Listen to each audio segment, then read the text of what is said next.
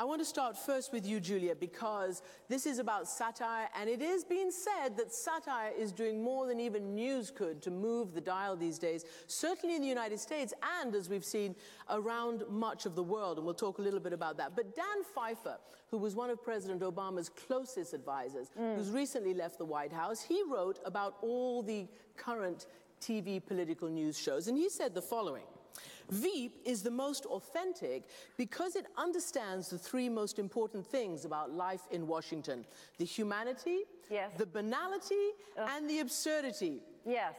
Veep gets the absurdity of today's politics. Is that right? Yes, that's our hope and desire, certainly. Yeah, Veep is a show about the process of politics. It's not about partisan politics. It's really about the process and the human behavior behind that process. I think one of the incredible marks of the show's success, people in Washington, now in the executive branch, in Congress, they refer to themselves as the characters, or they point to other people as the characters in the show. They said, there's a Jonah, there's a Dan, there's a Ken. That's really become part of the language and conversation in Washington, which is a tremendous testament to the show and to the way the show has kind of come into the cultural conversation. Let's put up the first of the clips we're going to show, the bus tour. They'll put it up when you were on the campaign trail. All right. Hey, how are you? You work out? You do. Thank you. How are you? Are you two going to get married? Who? She's way out of my league. That's the correct answer. We love you, Tom James. Thank you. Love you too. I mean, within obviously acceptable propriety and so on. Hey, nice to meet you. President's gonna love these headlines. Dream ticket. Dynamic duo. Tom James, best POTUS we never had. Okay, please don't show her that one. Pennsylvania. I wish we didn't have to go. And how great is Tom James, right? We'll see you guys soon. If I have any more of those funnel cakes, I won't be able to fit through the bus door. It's true. Those funnel cakes are just great. We'll see you guys soon. Thank you. You won't be able to miss us. It's true, because if we'll eat them and then we'll get so fat. So fat. Thank you. Thank you. No, don't talk anymore. And that's of course, that was Hugh Laurie, who plays the vice presidential candidate alongside me.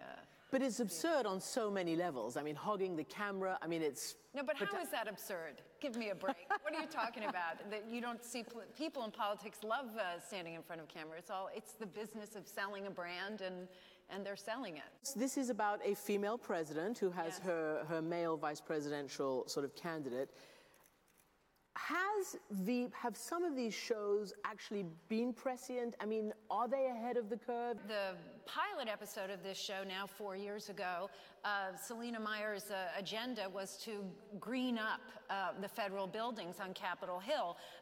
A few months after that, Nancy Pelosi tried to do exactly the same thing and was skewered for doing it by the right wing. Last year, we had a whole episode devoted to Selena having to disclose all of her emails, all of them, and then she tried to withhold. It was a partial full disclosure, and then of course we saw what has been happening now with Hillary Clinton. And you got advance warning, I know. The other thing they do that I think is so smart and so pitch perfect is they're able to take on issues that are part of the political conversation: gun control, abortion, political campaign finance, and they do it in a way that somehow really punctuates the hypocrisy behind the political discussion at the moment, and yet they do it in a way which is an equal opportunity offender. So nobody is able to say that's a liberal show, that's a conservative show, and I think that's part of the genius of the acting and part of the genius of the writing.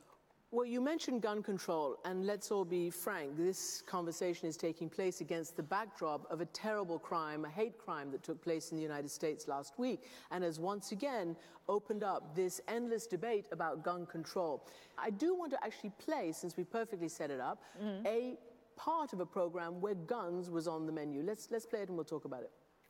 Okay, ma'am, you need to be conservative and liberal, okay? What? So look at guns, but don't touch guns. Oh, God. Okay? You know what? Don't even say the word gun. Use words like protection or assurance, okay? But in context, don't say, freeze or I'll protect your head off. Yeah. Oh, Madam Vice President, we're so glad you're okay. Oh, I'm fine. Thanks for coming. It really means a lot to us ladies who load. Thank you. Oh, wow. Look at this well-defended picnic table. Yes. Covered in all these things that defend. And look at that one, it's so tiny. What about the politics of it? What are you actually trying to say, if anything? First and foremost, we're trying to entertain. And we're trying to, we're always comfortable with the idea that smart and fun don't have to be mutually exclusive. And we're not setting out, when this was pitched to us, nobody sat back and said, oh, fantastic, we have a way to skewer the American political system. We sat back and said, this is an incredibly talented group of people who have something to say about the silliness and hypocrisy of American politics. It's nonpartisan. They're great storytellers. You have one of the great comedic actors working today who's going to participate. That's a no-brainer for us. Women have somewhat of a hard time in politics, you know, making the numbers in Hollywood. Let me read a couple of statistics. Female characters made up just 12% of protagonists in the top 100 domestic grossing films of last year, of 2014. And you have just participated in a very hilarious sketch, which we're not going to play, with Amy Schumer and Tina Fey, the comedian, and Patricia Arquette, where you're talking about basically women past their prime. Well, to be specific, it was a woman becoming past a certain date. I just wanted you to say it. I know you did, and I'm happy to have said it. Yeah. And please go and look it up on YouTube. It is hilarious. But what does that mean? I mean, what it basically indicates is what Maggie Gyllenhaal said. I'm 37, and I was told recently that I was too old to play the lover of a man of 55. Right. It was astonishing to me. It made me feel bad, then it made me feel angry, and then it made me laugh. Does it make you feel any of those? Yes, it's infuriating. There is a tremendous inequity in Hollywood and in politics, and I would say globally. You know, you've got it's challenging to be a woman and to succeed, and there's a lot of fun to be made of it. And in so doing, perhaps you can move the needle a little bit. I just wanted to ask you and bring it back very seriously, but about satire. Do you think American satire, Jon Stewart, etc., has had an effect? Because you have Bassem Youssef, who's been called the Jon Stewart of Egypt, and he's been shut down by their authoritarian government. You've actually got satirists all over the internet speaking in the Arab language, taking down or trying to take down ISIS by humor. And it is actually spreading quite a lot in some of the more authoritarian parts of the world. There's a piece in the Times 2 days ago, I think, about a Gazan humorist who was looking literally to poke fun at Hamas through satire. And of course, the big question was, would he be allowed to remain on the internet inside the territory? So I think the United States has very much led the way in that category and opens up and shows the strength of our democracy. Chairman and CEO of HBO, Richard Plepler, thank you very much. Actress, comedian extraordinaire, Julia Louis-Dreyfus, thank you very much indeed. Thank you very much. And thank you all.